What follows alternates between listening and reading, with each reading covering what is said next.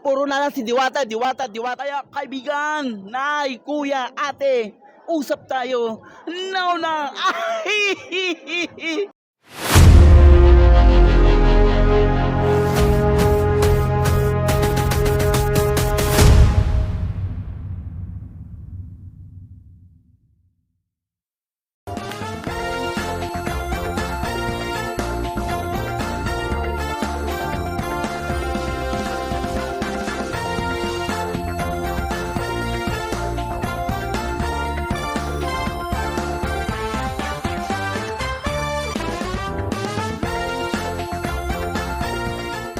Mga guys, mga follower ni Boss CBT, nahagip ng camera natin walang iba kundi ang nagte-trending na personalidad dito sa Diwata Paris Overload. Nandito siya ngayon, no, sa soft opening ng Diwata Paris Overload dito sa Quezon City. Walang iba kundi si Hello, magandang hapon po sa inyo. Maulan na hapon. So, grabe, nakaka-excite yung mga kaganapan dito sa Diwata Paris Overload. Talagang hindi ko in-expect na ganito kadami yung tao rito sa kanyang soft opening na ika nga, Diwata ang bagong mukha ng kanyang bagong pwesto. So happy kami rito. Kaya yan, kahit nagkaligaw-ligaw kami, kahit maulan, talagang tuloy pa rin ang pagpunta namin dito. So yan lang guys. Kaya maraming salamat sa nag-guide sa amin dahil naligaw nga kami rito. Talagang sumakay kami ng taxi tapos ayan, dito na kami tinuro. So nagpapasalamat ako sa nag-guide dahil dito kami dinala kay Diwata Paris Overload. Ganyang kamahal nila si Diwata kahit madami nagbabas, ganyan pala. So happy kami sir yung pagpunta namin dito kahit kami nagkaligaw-ligaw. Galing pa kami Cavite dahil sa lakas ng hangin, sa lakas ng ulan talaga na. Tito Boy. Yes. Anong oras ka pa galing sa Cavite? Ay grabe, alas 12 pa ako umalis doon sa Cavite. Kahit malakas ang ulan, kahit bumabagyo rin yung mga tao rito sa pagpunta. Ay grabe, ganyang katindi magmahal ang mga tao kay Diwata. Kaya ang masasabi ko lang sa mga sumuporter kay Diwata, pumunta lang kayo rito. Hanapin dito yung Diwata Paris Overload dito sa may Quezon City, sa may Kalayaan, Visayas Avenue. Yun lang po. Kaya ang masasabi ko lang, happy kami sa mga nagbablog kay Diwata sa Bus CBT. Ayun. Kaya yun, nag-cover at talagang marami, talagang dami nag-like, dami nag-comment, ang dami nag-share. Yes sir. Tito Boy, may tanong pa ako. Sure. Oo. Maraming nagkakalat ngayon sa social media na pinipicture nila doon sa kanilang vlog. Yes. Na pinapakita pa yung litrato na konti na yung kumakain. Totoo ba yon, Tito Boy? Kanina nasaksihan ko kahit bumabagyo, dumadami pa rin yung kumakain kasi yung iba kasi nababasa kasi walang payong yung iba, pero araw-araw walang buhos pa rin ang pagpunta do kay Diwata. Araw-araw pumipila pa rin kay Diwata sa may Pasay City.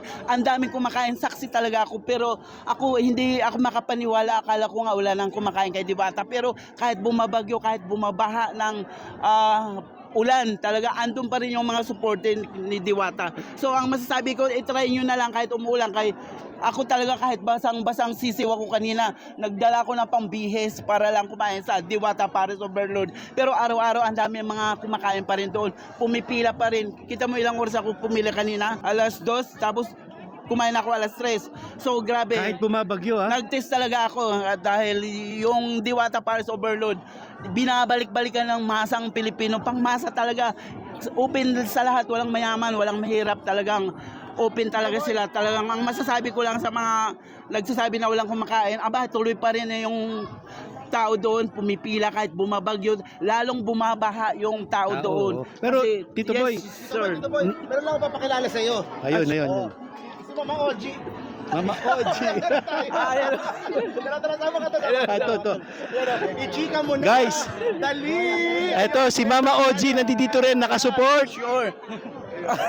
So happy pala mga tao rito, grabe. Hindi ko ini-inspect yung mga tao rito na kahit umulan, grabe. Ganyan magmahal sila kay Diwata. Kahit bumabagyo, wala silang pinipiling lugar. Kahit saan palang pumunta si Diwata, kahit saang sulok na pumunta, andun yung mga sumusuporta kay Diwata, grabe.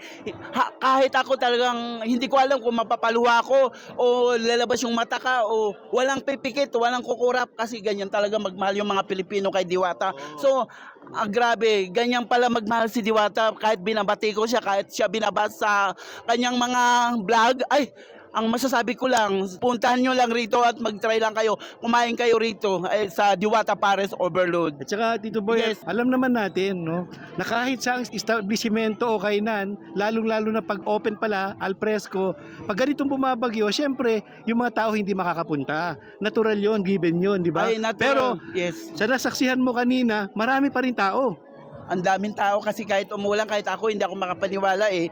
Pero yung nasa isipan na nila yun eh, kumbaga ano na nila, ugali ng mga Pilipino, kahit saan yung murang pagkain, andun talaga pangmasa talaga yung pagkain ni Diwata. Kaya yun lang masasabi ko, wala akong kinikilingan dito, wala akong pinapanigan, wala akong ditong pinoprotektahan. Gusto ko yung pantay-pantay lang, yung pagtingin kay Diwata. Ang masasabi ko lang, mag-try kayo dito, kumain kayo. Kaya kaibigan, nay, kuya, ate, usap tayo. Now na.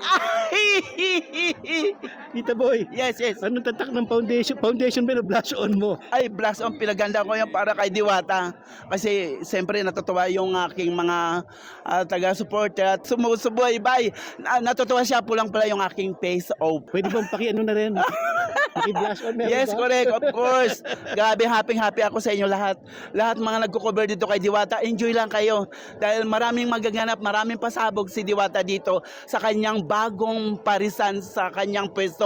So, ang dami niyang mga ipamimigay sa mga vlogger at sa mga audience dito sa kanyang bagong pwesto. So, mag-enjoy lang kayo rito sa bagong pwesto ni Diwata Paris Overload. Kaya kahit bumabagyo, talaga andyan kayo, nakatuto kayo. Sa loob na nakalipas na 24 oras, grabe, mahal na mahal nyo talaga si Diwata. Kahit ako, kahit malayo. Kita mo, hindi ko in-expect na nagdadalawang isip ako kung pupunta ako, hindi kahit bumabagyo pala, sabi ko, ay naku, pupuntahan ko na nga ito si Diwata. Ano bang meron si Diwata? Puro na lang si Diwata, Diwata, Diwata. Wala na bang ibang usapin kundi si Diwata ang pinag-uusapan? So sa ano ba naman kayo? Diwata lagi, Diwata. Wala na ba ibang iba? Kasi ang daming lumalabas dito sa social media, yung mga nagko-cover, kasi si Diwata lagi ang kino-cover. Yung iba naman may gwapo. Ito naman si Tito Boy ay i-cover nyo. Malay nyo, magtaasan yung mga kilay dyan. Hindi ko lang alam kung magtaasa kayo ng kilay kapag ako na-discover, di ba? Kaya ang masasabi ko lang, don't forget, guys, dahil mahal natin si Diwata, wala tayo rito pinapanigan, talaga naman. Mahal siya ng masang Pilipino, yun lang pa ang masasabi ko. Magkita-kita na lang tayo kung ano talaga mga pasabog ni Diwata. So maraming salamat, guys. Kahit umulan, tuloy pa rin ang ligaya, tuloy pa rin ang kanyang business dito sa bagong bukas ng kanyang pwesto sa Parisan Overload. So maraming salamat sa inyong lahat sa pag-cover. Tito Boy, last na lang. Sure. Meron bang FB page si Tito Boy para masundan ng mga followers? Ay, meron yung Raul Irinco ako. Raul, Irinco. ano? Irinco, IRINCO. Ayun. Short. Tito Boy, baka Sure. pwedeng imbitahin mo na rin na i-follow si Boss CBT sa FB page. Sure. Talaga iniimbitahan ko kayo yung guys, pinaka the best na Boss CBT. Ayun, maraming salamat nagko-cover kayo rito. So don't forget, magbabalik kami makalipas sa lamang ilang patalastas. Well, Barat back promise kahit bumabagyo. Abangan nyo na lang ang susunod ng pasabog ni Tito Boy. At yan ang nagtatapos ang mga kaganapan mula rito sa Diwata Paris Overload. Quezon City. Yes, Quezon City, mahal ka namin at talagang kahit iba-ibang lugar ang dumarayo dito sa Diwata Paris Overload. Kaya mga kaibigan, kapuso, kapamilya, kapatid, usap tayo. Dito lang yan sa Diwata. Now na! Wala bang kamay dyan? So yan. Camera. Thank you Tito Okay, Boy. okay. Thank you.